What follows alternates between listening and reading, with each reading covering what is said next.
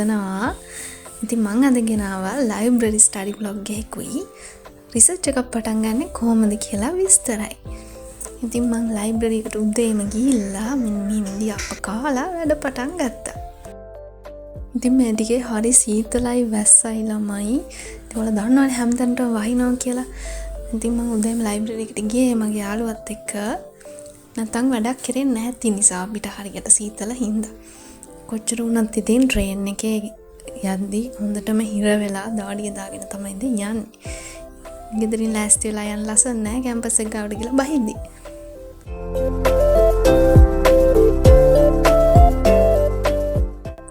ඊළඟ සතියේ ලොකු සබ්මිෂන් දෙකක්ම තියෙනවා. ඉතින් ඒකට ආටිකල් හොයන්න ඕනේ, ඇක්සස් නැති ආටිකල්ස් කොහෙන් හරි ඉල්ල ගන්න ඕනේ. ලයිබ්‍රරි එකෙන් ගොඩක් කලාවට ඒව ගන්න පුළුවන්. ඉතින් අන්නේ වැඩ තමයි මම මේ කරන්නේ. ඇත්තම කතාව තමයි මම දැන් මෙහෙම කවම් එකේ වැඩ කරගෙන හිටියට ඊළඟ සතියේ වෙද්දි මම රත් වෙලා අර ජෙට් එකක් හයි කරලා වගේ පොඩ්ඩක්. ඉතින් එහෙම තමයි අන්තිමට වැඩේ ඉවර කරගන්නේ. ඒ නිසා ඉතින් අපි හොඳින් ඉන්න තියෙන වෙලාව එන්ජොයි කරලා පාඩුවේ වැඩ කරමු නේද? මට හරිම ආසාවක් තියෙනවා challenges try කරලා බලන්න. like 10 hours study challenge ඔය වගේ කී challenges තියෙනවා ළමයි. එහෙම ඔයාලා දකින්න කැමති ආසම නැහරි challenges තියෙනවා නම් අනිවාර්යයෙන්ම comment එකක් දාන්න. මම කැමතියි try කරලා බලන්න අලුත් ඒවා.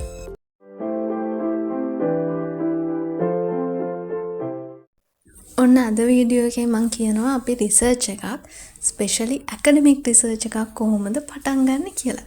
ඉතින් මේ විස්තර මට දිගට කියන්න බෑ මේ වීඩියෝ එක දික් වෙනවානේ. ඒ නිසා මම සාමාන්‍යයෙන් පටන් ගන්න විදිහ බේසික් ටික සම්පූර්ණ පැහැදිලි කරලා තියෙන්නේ. ඉතින් ඔයාලට තාම හරි ප්‍රශ්න තියෙනවා නම් අනිවාර්යෙන්ම අහන්න. අනිත් එක මේ ගැන සම්පූර්ණ වීඩියෝ එකක් වගේ ඕන නම් සහ වෙන මොන හරි ටොපික්ස් ඒ සම්බන්ධ තියෙනවා නම් අනිවාර්යෙන්ම කියන්න. මම කැමතියි ඉස්සරහට වීඩියෝස් අරන් එන්න.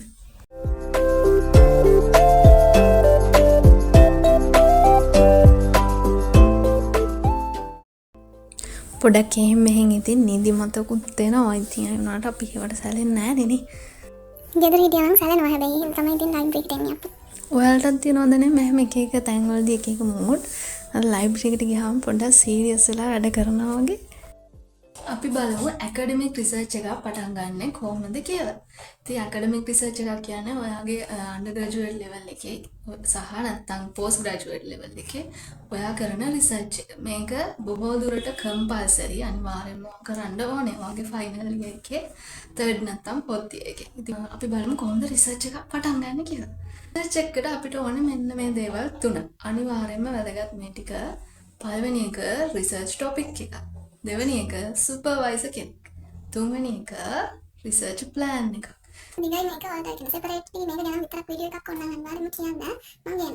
ඉතින් අද පොඩ්ඩක් කෙටියෙන් තමයි කියන්නේ. ප්‍රොසෙස් එක BSc ඩිග්‍රී එකක් කරන ගොඩක් අයට මම හිතන්නේ හරි සමානයි. සයිකොලොජි වල තියෙන වෙනස්කම් ටිකත් මම කියන්නම් අන්තිමට. මොකද සයිකොලොජි ඩිග්‍රී අනිත් සයන්ස් ඩිග්‍රී වලින් රිසර්ච් එක වෙනස් වෙන්නේ කියලා. මම ටොපික් එකක් තෝරගන්නකොට ඔයාට ඔයා කැමති ෆීල්ඩ් එකක් සිලෙක්ට් කරගන්න පුළුවන්. දැන් බලයකට සයිකොලොජි වලදී නම් තියෙනවා කොග්නිටිව් සයිකොලොජි, නියුරෝ සයිකොලොජි, එතකොට එන්වයරන්මන්ටල්, කල්චරල්, එහෙම නැත්නම් ක්ලිනිකල්, ඇබ්නෝමල්, බයොලොජිකල් වගේ ගොඩාක් ඒරියාස් තියෙනවා. මේ වයින් ඔයා කැමති එකක් වගේ සුපර්වයිසර්ත් එක්ක කතා කරලා තෝරගන්න පුළුවන්. ඉතින් මේක අපි ටොපික් එක හරියම නැරෝ කරගන්න ඕනේ. දැන් අපිට කොග්නිටිව් කරනවා කියලා ඉතින් ඒක එකක් අරගෙන කරන්න බෑ. දැන් කොග්නිටිව් වලදී අපි ගොඩක් දේවල් තියෙනවානේ. ඇටෙන්ෂන්, මෙමරි, පර්සෙප්ෂන්, එතකොට බ්‍රේන් ෆන්ක්ෂන්ස් ඔය වගේ ගොඩාක් දේවල් තියෙනවා. කැමති එක සිලෙක්ට් කරලා ඒක ටික ටික පහළට නැරෝ කරගන්න ඕනේ.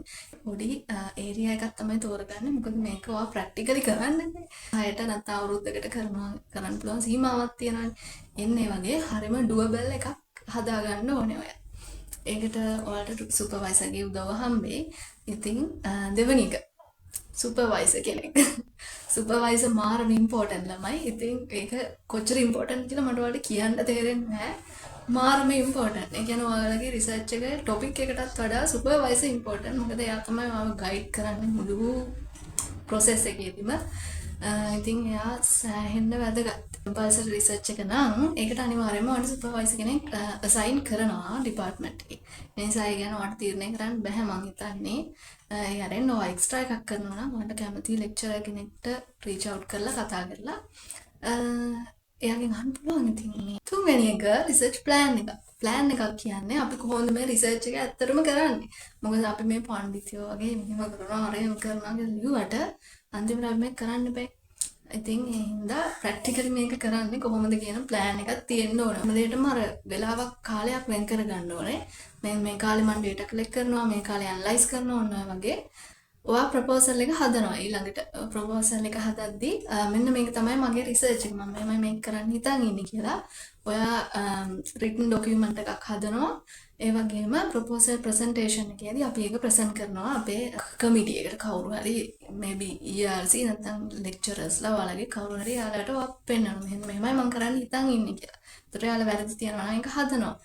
ඊට පස්සේ ප්‍රොපෝසල් එක වගේ ඇක්සෙප්ට් වුණාට පස්සේ සයිකොලොජි වල නම් අනිවාර්යයෙන්ම ERC කියන්නේ ethical review committee එකේ approval එක හම්බෙන්න ඕනේ රිසර්ච් එක කරගෙන යන්න. මොකද සයිකොලොජි කියන්නේ මිනිස්සු එක්ක ගනුදෙනු කරන සබ්ජෙක්ට් එකක්.